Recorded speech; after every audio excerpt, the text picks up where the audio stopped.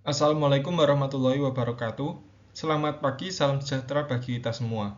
Yang terhormat Bapak dan Ibu Dewan Penguji, yang terhormat Bapak Rimawan Pradiptyo selaku dosen pembimbing skripsi saya. Terima kasih atas kesempatan yang diberikan kepada saya, Wildan Nur Muhardanto, sehingga dapat memaparkan skripsi saya yang berjudul Perbedaan Pendapatan Lulusan SMK Negeri dan SMK Swasta kepada Bapak dan Ibu. Kerangka pembahasan presentasi skripsi saya hari ini adalah pendahuluan, landasan teori, metode penelitian, hasil dan pembahasan, serta yang terakhir adalah simpulan. Untuk bagian pertama dalam pendahuluan, kita mulai dari latar belakang penelitian. Indonesia sebagai negara berkembang dengan jumlah generasi muda yang signifikan, membuat Indonesia menghadapi dua permasalahan kronik, yaitu masalah pengangguran, terutama di generasi muda, dan masalah kurang optimalnya pertumbuhan ekonomi karena belum optimalnya produktivitas pekerja. Solusi untuk masalah pengangguran dan pertumbuhan ekonomi dari penelitian sebelumnya adalah melalui peningkatan kualitas dan efektivitas pendidikan. Hal ini karena kualitas pendidikan individu yang lebih baik mendorong peningkatan pertumbuhan ekonomi dan peluang pekerjaan di masa depan menurut Kelly 2007. Investasi pada modal manusia melalui pendidikan juga akan meningkatkan pendapatan yang diterima individu menurut Burgess 2016. Salah satu sistem pendidikan yang dipandang efektif oleh pemerintah Indonesia untuk membantu dalam mengatasi masalah pengangguran dan produktivitas adalah sistem sekolah kejuruan. Hal ini karena SMK mempersiapkan pelajar dalam memasuki dunia kerja dengan keterampilan dan kompetensi yang diperlukan dalam dunia kerja.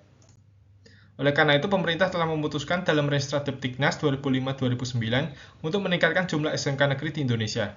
Namun kenyataan di lapangan adalah jumlah SMK swasta dan jumlah murid SMK swasta masih jauh melampaui jumlah dari SMK negeri. Hal ini menimbulkan kekhawatiran mengenai efektivitas sekolah kejuruan, karena umumnya masyarakat memandang sekolah swasta inferior dibandingkan dengan sekolah negeri. Pandangan ini juga dikolaborasi dengan banyak penelitian sebelumnya yang menemukan bahwa performa akademik murid sekolah swasta di Indonesia lebih buruk dari murid sekolah negeri. Namun, belum ada penelitian yang secara spesifik meneliti perbandingan efektivitas antara SMK negeri dan SMK swasta menggunakan indikator pendapatan. Mengetahui semua itu, kita lanjut ke rumusan masalah penelitian ini. Pentingnya peran sekolah kejuruan dalam mengatasi masalah pengangguran dan mendorong produktivitas memunculkan urgensi untuk menelusuri lebih lanjut dampak dari proporsi jumlah sekolah murid dari SMK swasta yang jauh lebih besar dibandingkan dengan SMK negeri. Tidak hanya itu, penelitian yang membandingkan sekolah negeri dan sekolah swasta sebelumnya banyak menggunakan indikator prestasi akademik dan sangat sedikit yang menggunakan pendapatan sebagai indikator. Hal ini mengakibatkan masih terdapatnya gap literatur karena belum ada penelitian yang membandingkan efektivitas SMK negeri dan SMK swasta, terutama dengan menggunakan indikator pendapatan lulusannya. Pentingnya pendapatan sebagai indikator efektivitas sekolah telah banyak dipaparkan dalam penelitian sebelumnya, dengan contoh dari Card and Kruger 1996 yang menyatakan bahwa pendapatan mencerminkan penilaian pasar terhadap keterampilan yang diperoleh di sekolah, karena semakin efektif sekolah dalam memberikan ilmu atau keterampilan, semakin tinggi juga pendapatan lulusannya. Oleh karena itu, penelitian ini hadir untuk melengkapi kesenjangan yang ada dengan membandingkan efektivitas SMK negeri dan SMK swasta menggunakan indikator pendapatan lulusan kedua jenis sekolah tersebut. Pertanyaan penelitian yang muncul dalam penelitian ini adalah apakah ada perbedaan dalam tingkat penghasilan antara pekerja lulusan SMK negeri dan SMK swasta dan berapa besar perbedaannya. Dari pertanyaan ini muncullah tujuan penelitian, yaitu untuk mengetahui apakah terdapat perbedaan pendapatan antara lulusan SMK negeri dan SMK swasta dan berapa besar perbedaan pendapatan tersebut. Berikut adalah manfaat dan kontribusi penelitian yang dapat dihasilkan dari penelitian ini. Bagian kedua dari presentasi ini adalah landasan teori.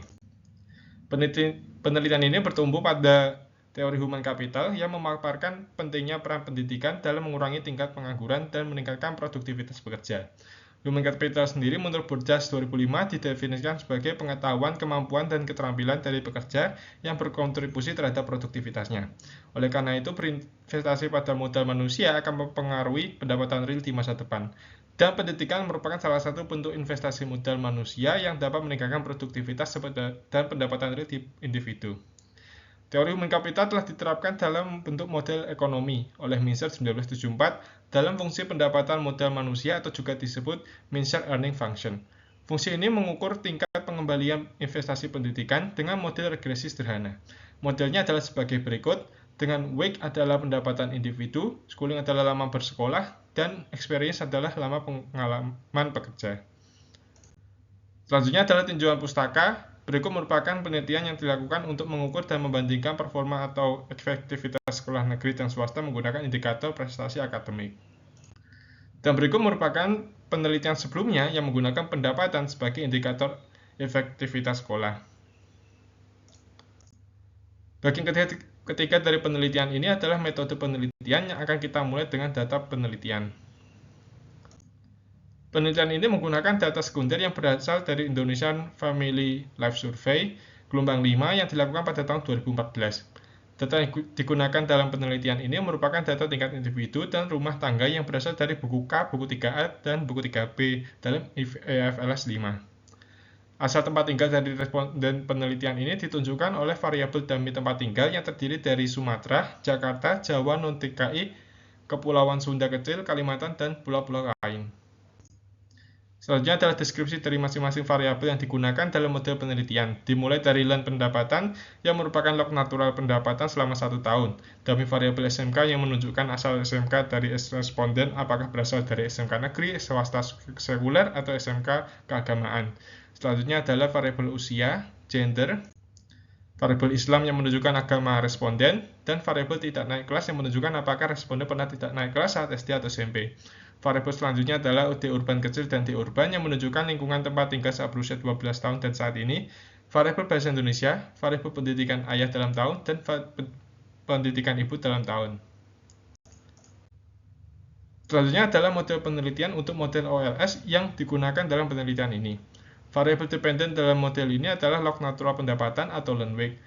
Variabel-variabel yang lainnya yang juga termasuk dalam model yaitu usia, usia kuadrat, gender, Islam, tidak naik kelas, D urban kecil, D urban, bahasa Indonesia, pendidikan ayah, pendidikan ibu, dan dummy pulau yang menunjukkan asal tempat tinggal responden. Dua variabel interaksi yaitu slope variabel usia bahasa dan usia D urban juga ditambahkan dalam model untuk melihat apakah terdapat hubungan dan korelasi antara variabel-variabel tersebut dan apakah mereka signifikan di dalam model. Selanjutnya kita akan melihat model multinomial OLS yang pertama diciptakan oleh Lee 1983. Model ini dapat menganalisis ada tidaknya bias selektivitas di dalam model. Hal ini dilakukan dengan melihat signifikansi koefisien inverse Mills ratio atau lambda yang didapat dari tahap pertama metode ini yaitu multinomial logit. Di dalam tahap kedua dari metode ini yaitu metode OLS. Jika koefisien inverse Mills ratio ditemukan tidak signifikan di dalam model OLS atau di tahap kedua, maka di dalam model penelitian ini tidak terdapat bias selektivitas. Hal ini berarti bahwa model OLS yang akan dilakukan dalam penelitian ini tidak akan bias menurut Reimers 1983. Tahap terakhir dalam penelitian ini adalah dekomposisi Blinder-Oaxaca yang karena model dari metode ini dapat dilihat dalam set. Penelitian ini menggunakan metode Reimers 1983 yang mengusulkan D sama dengan 0,5i untuk melakukan dekomposisi perbedaan pendapatan. Dekomposisi Blinder-Oaxaca ini nantinya akan dilakukan dalam 2 tahap, yaitu 2-fold dan 3-fold. Bagian selanjutnya adalah hasil dan pembahasan. Yang pertama kita akan melihat deskripsi statistik dalam model penelitian ini yang dapat dilihat bahwa jumlah observasi adalah 1.600 dengan rata-rata pendapatan adalah 16,587 dan rata-rata pendapatan adalah Rp25.400.000.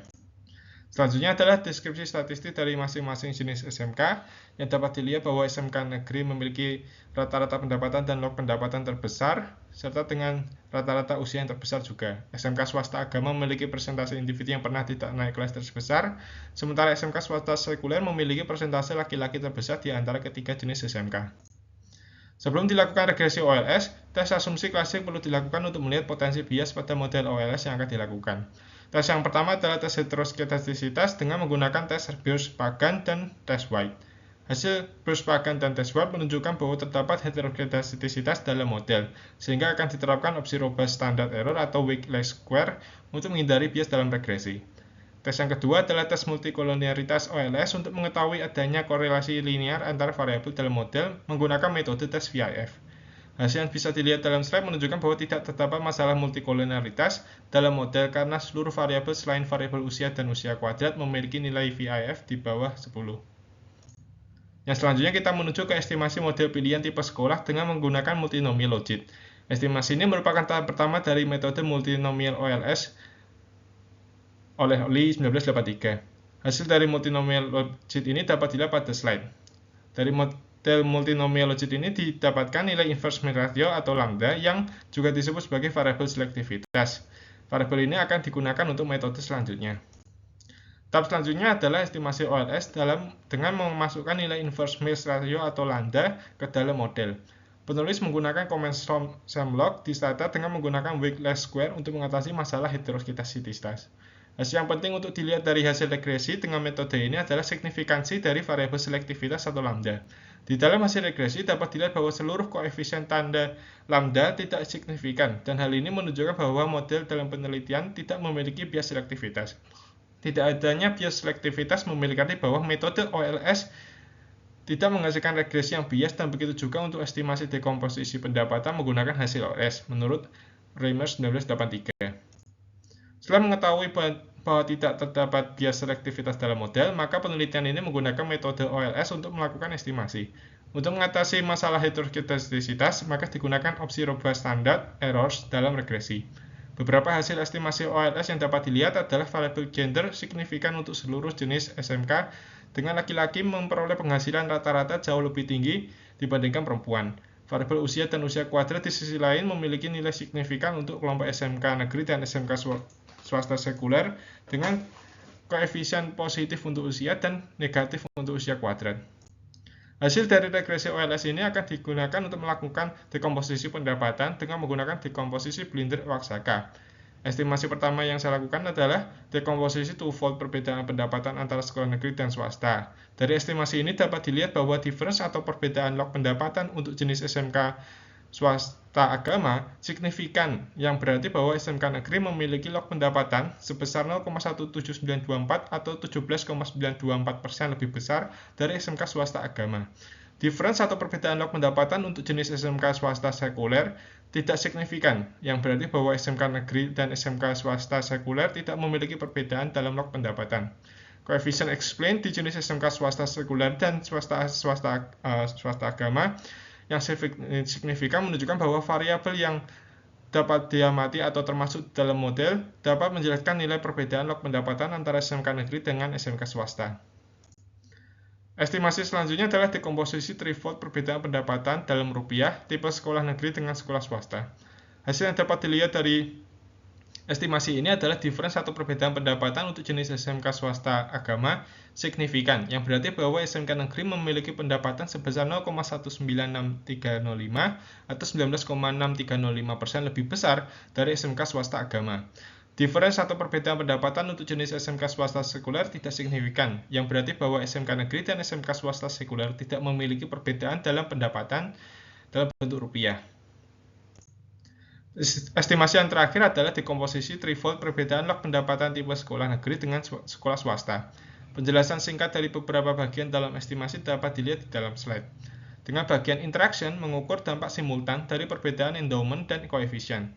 Bagian interaction menunjukkan bahwa hanya tipe SMK swasta agama yang signifikan, dan hal ini menunjukkan bahwa hanya SMK negeri dan SMK swasta agama yang secara signifikan memiliki perbedaan dalam log pendapatan. Dengan SMK negeri memiliki log pendapatan yang lebih besar dari SMK swasta agama sebesar 17,924%. Hasil ini sesuai dengan penemuan Betty dan Gard 2000 yang menemukan bahwa sekolah negeri memiliki rata-rata log pendapatan yang lebih tinggi dibandingkan dengan sekolah swasta Islam, yaitu sebesar 47%. Bagian terakhir dari presentasi ini adalah simpulan. Kesimpulan yang pertama adalah menggunakan metode multinomial logit OLS untuk menganalisis adanya bias selektivitas dalam model, ditemukan bahwa semua variabel selektivitas atau lambda pada 3 tipe SMK tidak signifikan. Hal ini berarti bahwa dalam model penelitian ini tidak ada bias yang diakibatkan oleh seleksi pilihan sekolah di antara SMK negeri, swasta sekuler, dan swasta agama. Kesimpulan yang kedua, menggunakan dekomposisi pendapatan pada estimasi OLS, ditemukan bahwa SMK negeri memiliki log pendapatan yang lebih tinggi daripada SMK swasta agama, yaitu sebesar 17,92%. Di sisi lain, perbedaan log pendapatan antara SMK negeri dan SMK swasta sekuler menunjukkan hasil yang tidak signifikan, yang berarti bahwa antara SMK negeri dan SMK swasta sekuler tidak terdapat perbedaan dalam pendapatan dari lulusannya. Sekian presentasi penelitian skripsi tentang perbedaan pendapatan lulusan SMK negeri dan SMK swasta dari saya. Bila ada kesalahan dan kekurangan, saya memohon maaf. Terima kasih atas perhatian Bapak Ibu. Assalamualaikum warahmatullahi wabarakatuh.